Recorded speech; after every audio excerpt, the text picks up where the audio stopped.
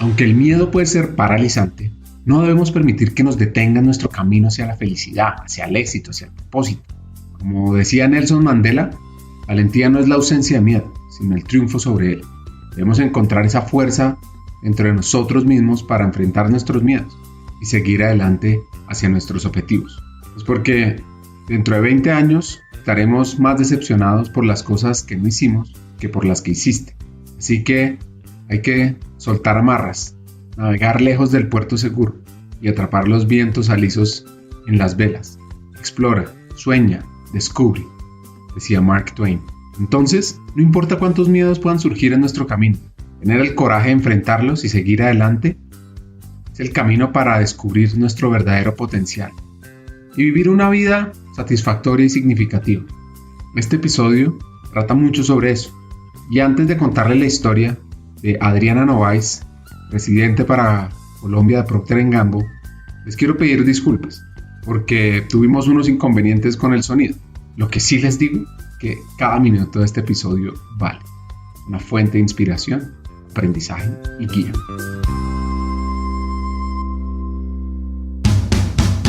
Bienvenidos a Hackers del Talento, el podcast que busca cambiar el juego por lo humano. Creemos en una América Latina más competitiva, inclusiva, equitativa y próspera, donde las personas sean el centro del mundo laboral. Nos motiva el talento como el motor de cambio y por eso estamos aquí, para ser la fuente de inspiración, unión, colaboración, aprendizaje, debate y acción para la comunidad de people, de talento, de HR.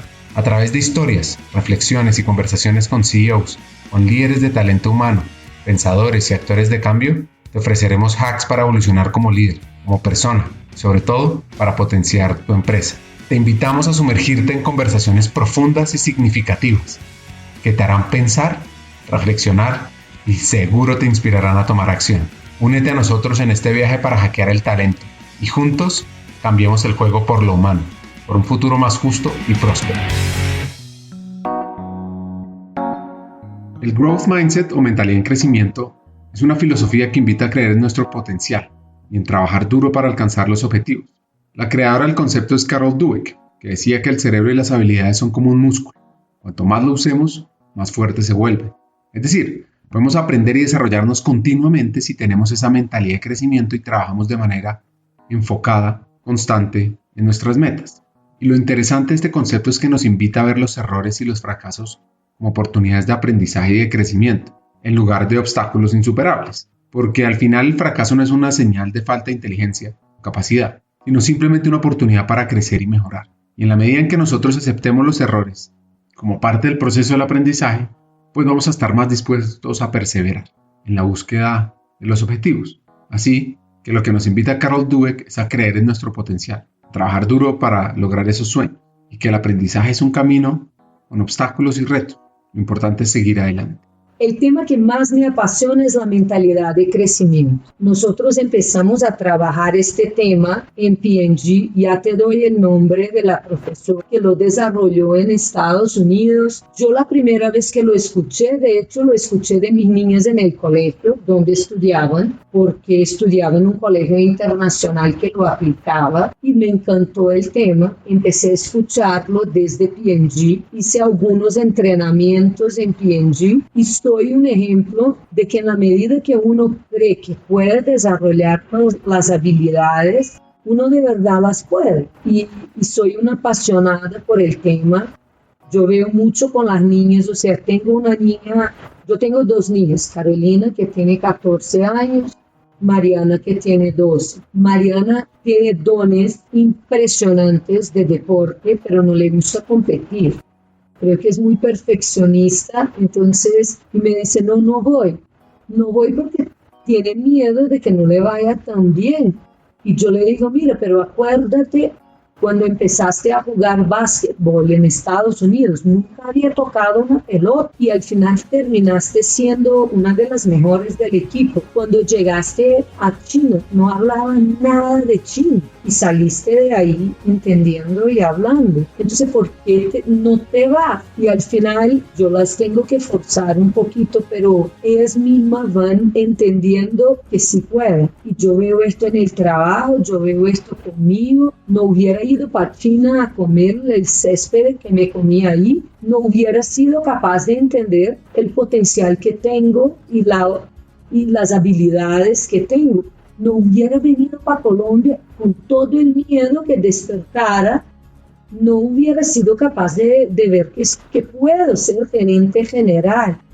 Entonces, este es un tema que de verdad me emociona. Acá tenemos charlas frecuentes para entender este pensamiento fijo que me lleva a creer que yo nací un tonto y voy a morir un tonto, que yo no puedo aprender chino porque tengo más de 40 y es imposible, como yo misma me decía. Y al final yo dije, yo no voy a hablar chino perfecto, pero voy a aprender las palabras que necesito para comunicarme. Y uno es capaz de aprenderlo. Y uno es capaz de apasionarse por el problema y encontrar una tercera vía para la solución que no tiene nada que ver con el A y el B que uno piensa. Entonces, este de verdad yo creo que es el tema que más me gusta hablar.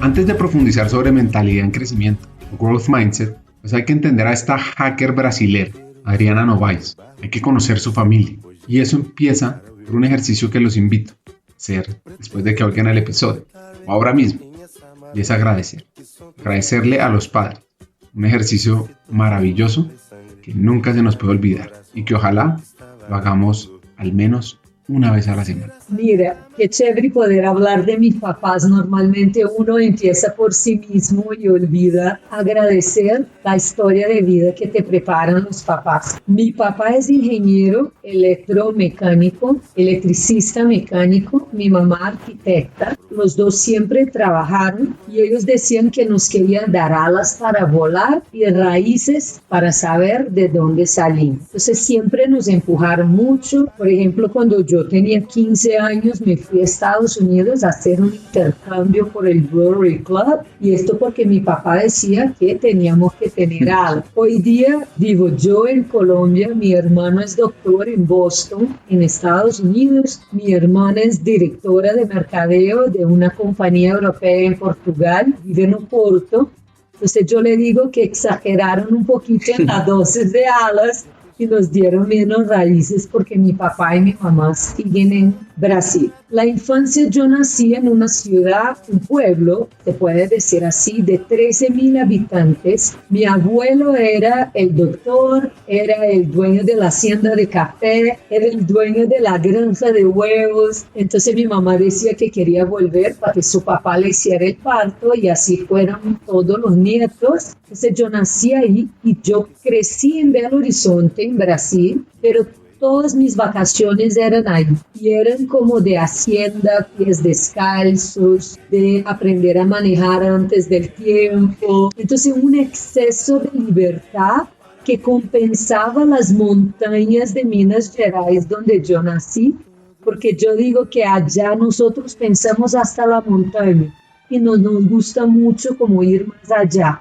Yo creo que esto de estar en contacto con la tierra, la naturaleza y ser tan creativo me hizo pensar mucho más allá de las montañas. Y mi sueño de niña era ser embajadora. Yo me gradué en Derecho, yo hice intercambio, como comenté, me gradué en Derecho y yo quería estudiar en el Instituto Río Branco para ser embajadora, y en este momento solo podrían los hombres. A las mujeres le cabía ser la embajatriz, o sea, la esposa del embajador. Y yo decía, no, yo quiero explorar el mundo. El mundo es mucho más grande de lo que uno puede pensar. Y fíjate que con P&G he vivido en Colombia, Perú, China, Estados Unidos.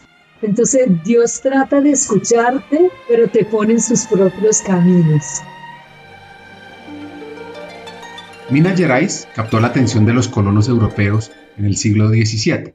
Imagínense que descubrieron una gran cantidad de oro en el área. Y, por supuesto, se construyeron pueblos, se excavaron minas y se enviaron esclavos a esa región, lo que lo convirtió en la era de la fiebre del oro de Brasil. Y se convirtió el estado en uno de los más ricos de ese país. Y fue durante esa época que se fundaron ciudades conocidas como Ouro Preto, Mariana, Tiradentes, que son conocidas hoy por sus adoquines, casas coloniales y arquitectura barroca. Pues su infancia fue así.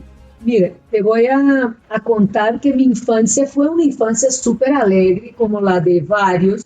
Lo que más me gustaba era ir a este pueblito que se llama Itañandú, a la familia de mi mamá, a jugar en la naturaleza. Entonces mi abuelo, como tenía plantación de café, cuando va secando el café y sacando la paja, quedaban unos montes enormes de paja y nosotros saltábamos y jugábamos y nos picábamos toda la noche. Pero esto de estar en contacto con la naturaleza es algo que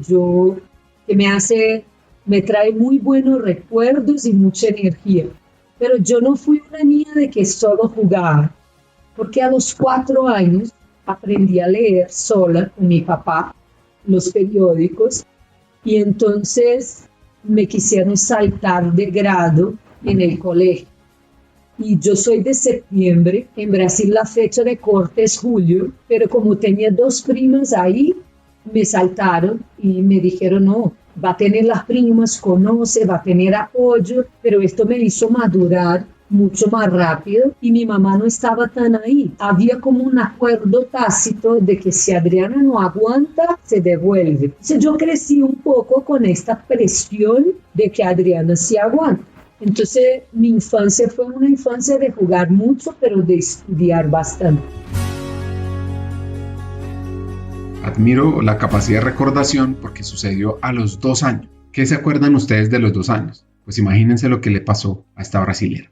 Mira, a mí me pasó que yo era muy chiquita, tenía como unos 2 años, y mi mamá me dejó con la nana en el apartamento que teníamos. Se salió para dar una vuelta, ir al supermercado, algo así, y la nana me dejó afuera, como que en una terraza.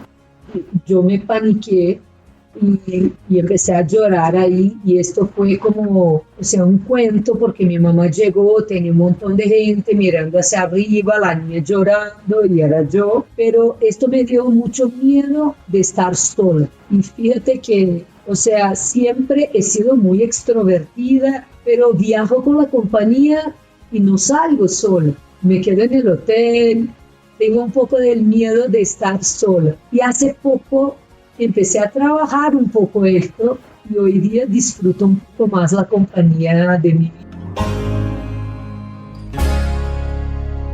Uno de los puntos clave que vivimos hoy en la sociedad, por culpa de las redes sociales, especialmente en las generaciones más jóvenes, es valorar el aspecto físico por encima de muchos otros valores que son aún más necesarios e importantes. Y eso afecta la autoestima de estas generaciones. Como decía Serena Williams, la tenista, como no me parezco a todas las demás chicas, me lleva un tiempo estar bien con eso.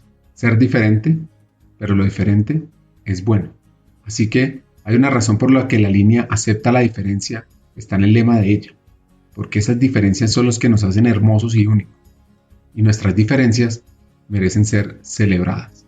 No, íbamos mucho a playas, piscinas, o sea, yo tuve una adolescencia tarde. No solo la gente ya se había desarrollado mucho, yo me desarrollaba mucho mentalmente, pero seguía siendo muy niña. Y ahí con los 15 fui para Estados Unidos a vivir un año en casas de familia, lo que me hizo madurar también muchísimo, me hizo aprender a dar valor a cosas que me eran tan fáciles, pero que uno muchas veces se acuerda de valorar, no sé, muchas, pero estuve ahí y cuando regresé, uno va a estudiar en Estados Unidos y se come la vida, porque era puro brownie, donuts, helados, yo me puse 18 kilos, entonces cuando volví a Brasil, era como más gordita y todo es en la piscina y todo es en la playa. Entonces a mí me costó mucho porque, o sea, era como una etapa muy, muy complicada de autoestima y yo gordita.